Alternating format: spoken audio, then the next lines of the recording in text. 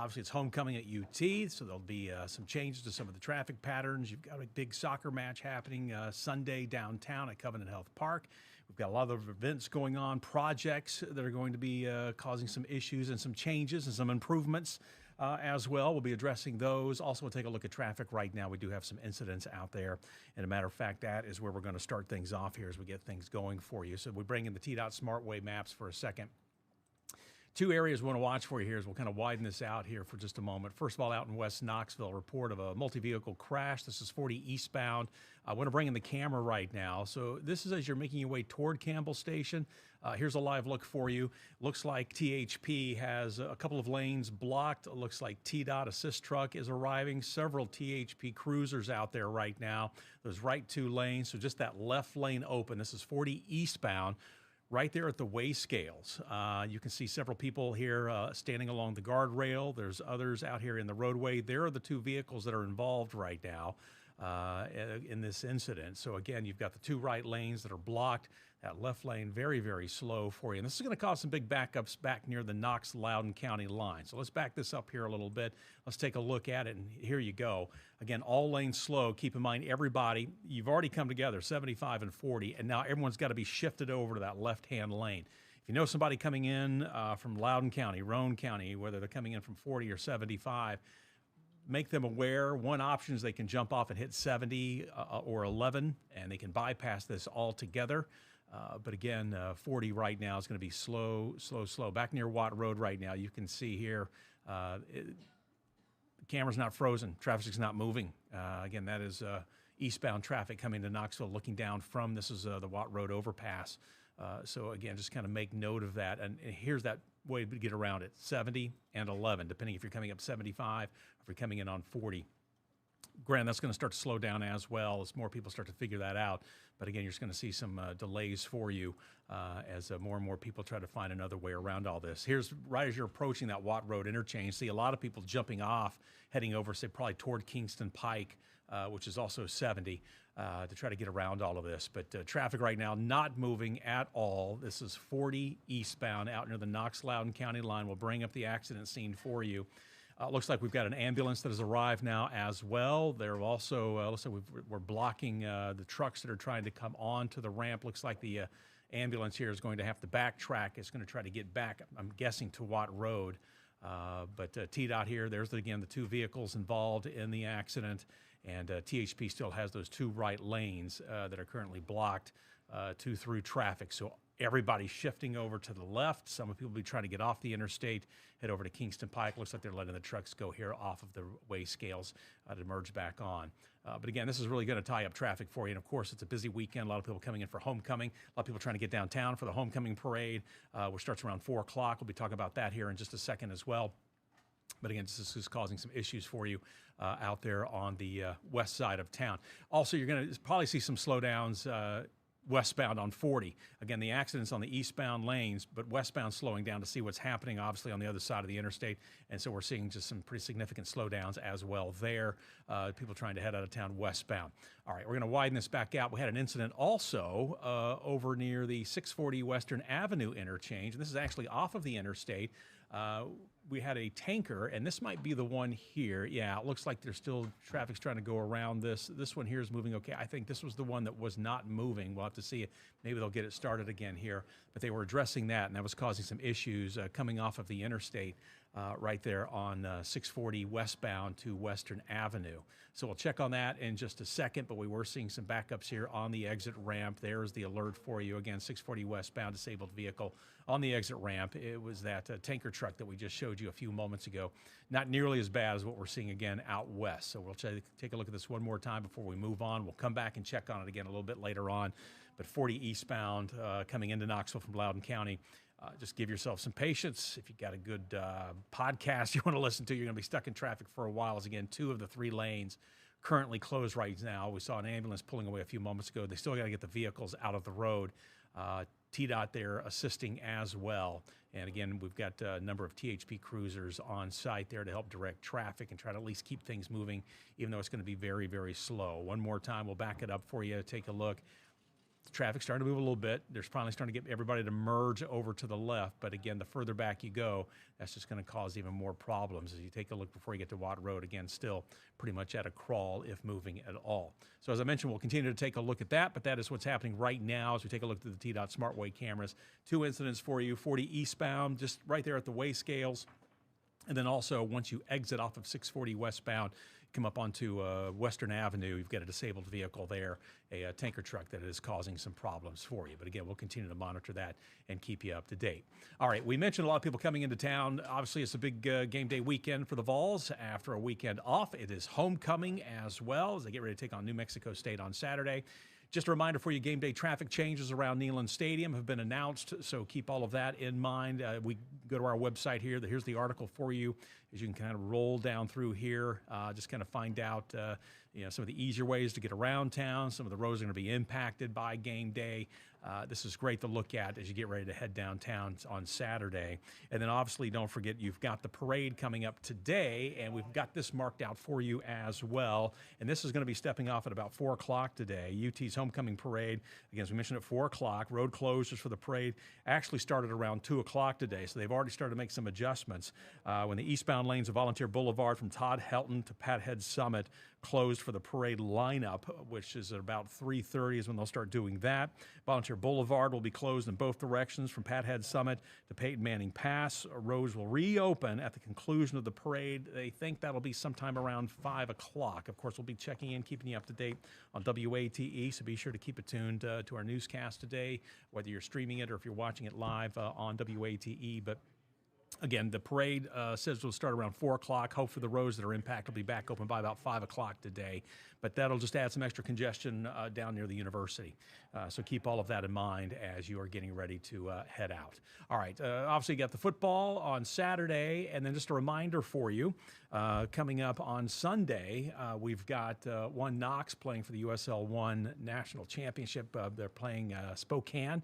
Coming in, that game already a sellout. It's going to be the highest attended USL One game, which means a lot of people will be making their way to Covenant Health Park on Sunday. That is a 5 o'clock kickoff. So watch again down near the stadium. A lot of people will be down in that area. Obviously, the parking garages.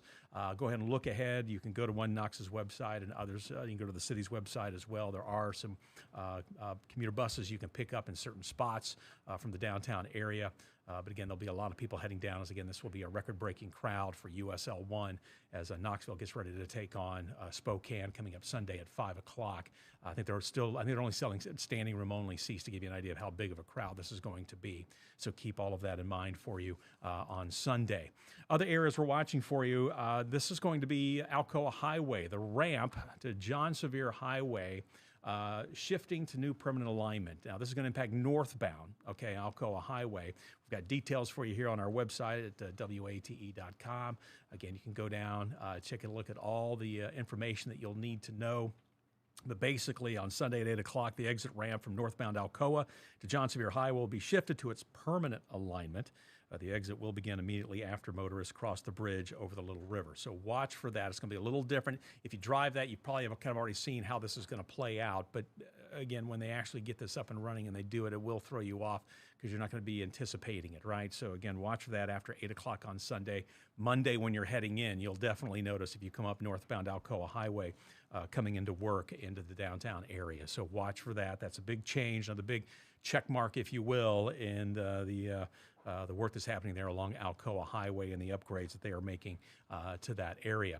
And then also another project that you can read all about on WATE.com in Hamblen County, the old Russellville Pike will be closed at Luther Prophet Road. This is going to be coming up on the 17th for State Route 34 widening project. Phase 1 of the project expected to be completed in September of 29. So just like the Alcoa Highway project, this project's going to be around for a while. But again, we've got more information for you there on our website. You can read about that. Also, our own Ella Wells went out there, took a good look at it, and had this report as far as this project and what you can expect. The Tennessee Department of Transportation is widening US 11 East or State Route 34. And with a large portion of Hamblen County's workforce commuting in from out of town, this project aims to ease congestion. Yeah, at nighttime it's really bad. Especially when they started doing the railroads down there at the end. It's just really bad and really clustered. Yeah, and especially when I go to the bank in the mornings, I usually try to take Moore's Boulevard. Phase 1 of the project will change the roadway from 2 to 5 lanes, including 2 12-foot travel lanes in each direction and a continuous center turn lane, something residents say is needed. You can't really pass anybody over here. And like, you get behind those people that are like slow as all, ugh. And you're like, okay, well, I want to pass you, or especially down there towards like Bulls Gap area. Yeah, it's like, ugh. The traffic is a result of more people coming to live and work in the area. The project aims to address this and any future growth. This expansion will be so helpful for Hamblen County because our county is expanding. We are growing. We have more traffic needs. And again, this will be not just for the potential commercial growth, but it's also for the safety of our citizens. This highway project has been long awaited here in Hamblen County. We're excited that it has come here. Many years our residents have always spoke of the need to expand this road. Phase 1 is expected to be completed in September 2029. Reporting in Hamblen County, Ella Wales, 6 on your side. All right, Ella, thank you. And again, as you just heard, it's going to be a while till this project is completed. But again, watch out for some of those changes coming up on the 17th. And again, you can read all about it. We've got the article for you. See it right there on WATE.com. Also, another project coming up. This is going to be in Sevierville. 2 portions of the Parkway and Collier Drive are going to close Saturday, the 15th, for the NASCAR Speed Park Color Me Mutt 5K Road Race. All right, there you go. The following closures are going to take place from 8 a.m. until 10:30 in the morning. Parkway northbound right travel lane from the New Arrow Road to Collier Drive, and then Collier Drive eastbound, the right lane from Parkway to Ridge Road. So again, that is coming up on Saturday, the 15th, from 8 a.m. to 10:30 in the morning. So watch out for that. You got a 5K going on in Sevierville. Should be a great morning for it, by the way. But again, that is coming up for you again this weekend. All right, we're going to take a break here in a second. But first, I do want to go back, get you another look at the accident that we're watching for you that is causing some big traffic tie-ups. It looks like they finally now got it out of the way. So this is an update for you. This is 40 eastbound out there near the weigh scale. So the 2 vehicles involved have been moved. THP has opened up all the lanes, so let's take a quick look here at how, well, there's someone moving down the shoulder of the roadway. I don't know if that's an officer or what's going on there, but they've created a 4th lane. Anyhow, traffic right now, you can see it is starting to move. Let's back up here for just a second, and let's take a look here and just see how traffic is moving the further back we go. Okay, so it's still going to take some time to get everybody back up to speed. Again, this is 40 East looking down from Watt Road, so all lanes there. Very, very slow. This is looking back just before you get to Watt Road, and traffic there is more like a parking lot. I mean, they are not moving. Again, this is eastbound 40. As we showed you, the accident has been cleared.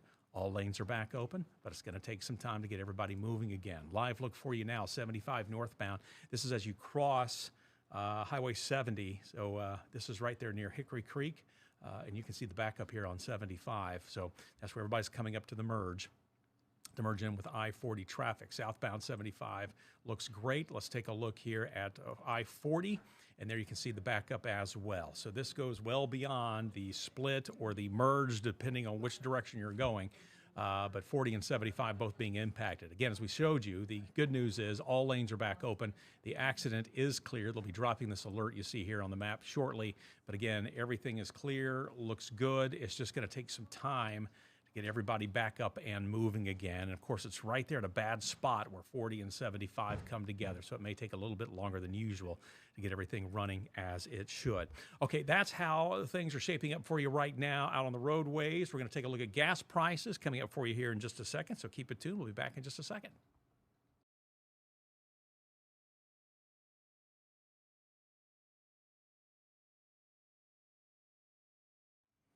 And welcome back. Bo Williams in the WAT 6 on your side newsroom, as we like to do each week, get you updated on what's happening traffic-wise. Want to touch on another incident. We showed you that the accident on 40 eastbound has been cleared, and traffic is going to take a while to get 40 east out near Watt Road moving once again, but at least all lanes are now back open. I do want to bring the TDOT SmartWay cameras back in for you here for a second. There we had that other incident that we were watching, that disabled vehicle on the ramp from 640 westbound heading up to Western Avenue. It's still sitting there. On the other side of this flatbed here, you can see the tanker truck. That is what's causing some problems. So again, that's a 2-lane exit ramp if you're trying to head I guess that would be westbound onto Western Avenue. One lane is open, that far right lane, but you're going to have part of this here blocked. Looks like they might have a car sitting back here to direct you. Or actually, no, it looks like it's moving up. Anyhow, that tanker truck is what is disabled right now, and that's what's going to cause some backups for you. So if you're gearing to hit on 640 westbound and jump off at Western Avenue, just make note, it could be a little slow through there as you do have a broken down vehicle, this tanker truck sitting there. We'll continue to monitor that for you, of course, and keep you up to date with all of the latest. All right, we do want to talk about gas prices here for a second, so let's get everybody up to date on what's going on. Right now, the state average sitting at $2.69.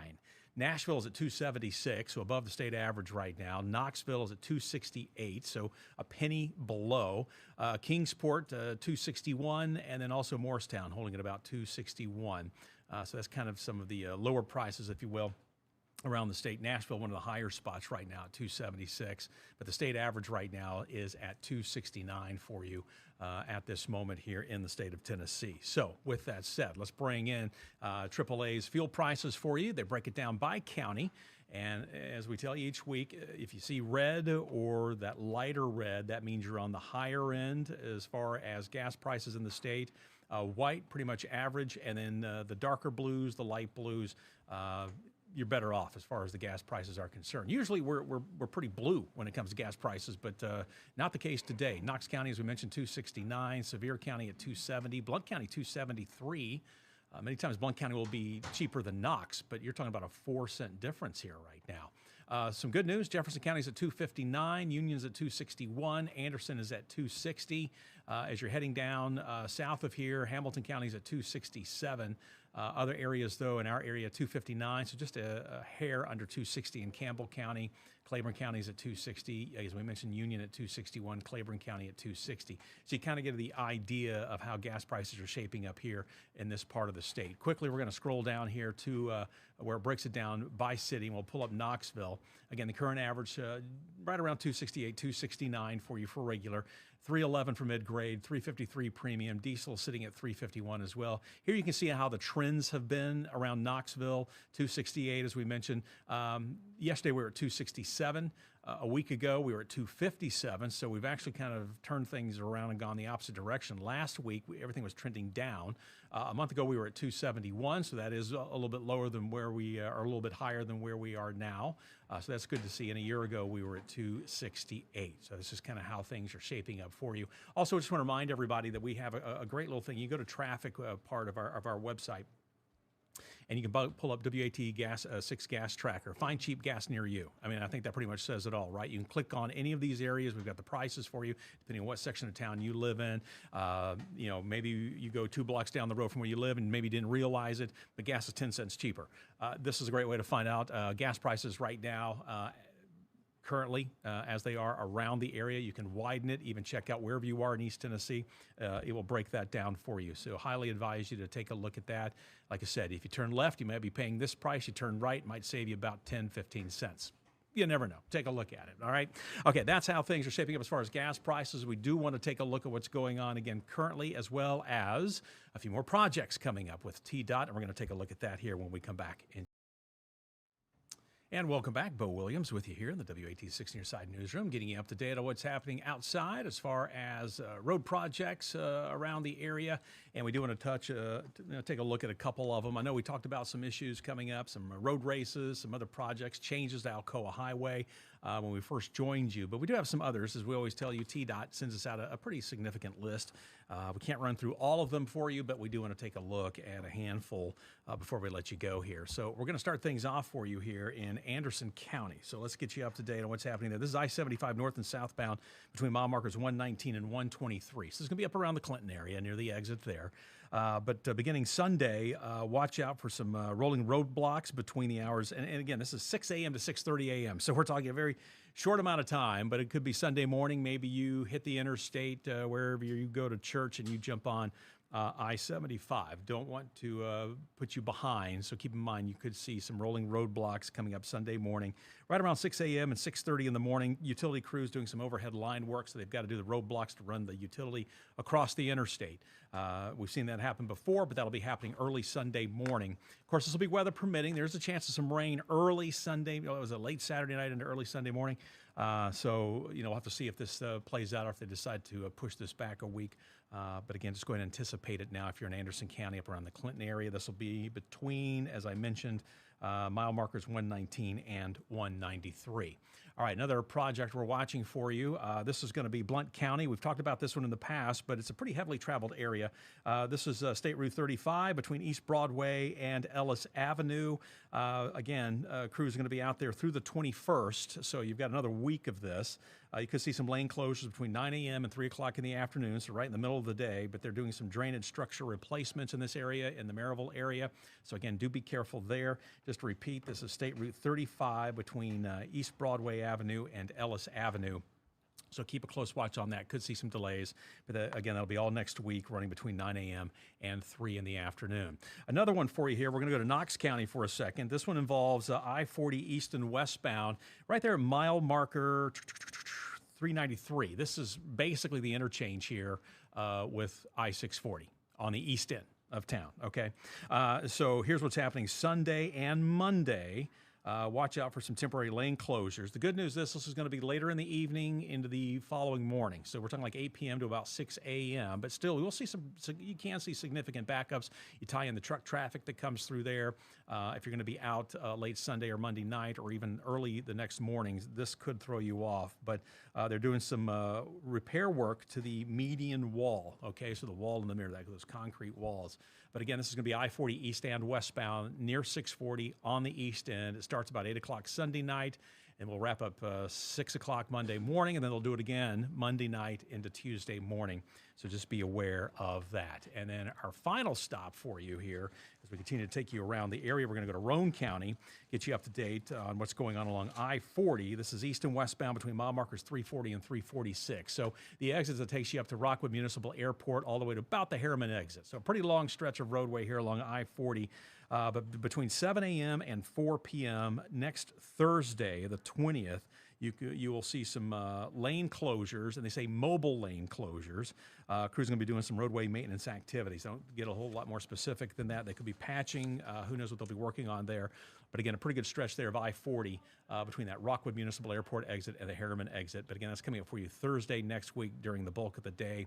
That could slow you down. More than likely, it will in either direction. So again, just kind of make note that that is happening there. All right, real quick, let's bounce back here to the TDOT camera. Let's pick one here. There you go. Want to remind everybody, still have that broken down disabled vehicle. Looks like some assistance has shown up now to help out the trucker here. Hopefully try to get this thing cranked up and move, but it's going to cause you some issues on the exit ramp. That again is 640 westbound, the ramp to Western Avenue. So it looks like help has arrived. Hopefully they'll get that truck repaired and they can move it out of the way. But until then, it's going to be a little confusing for you there as you jump off the exit.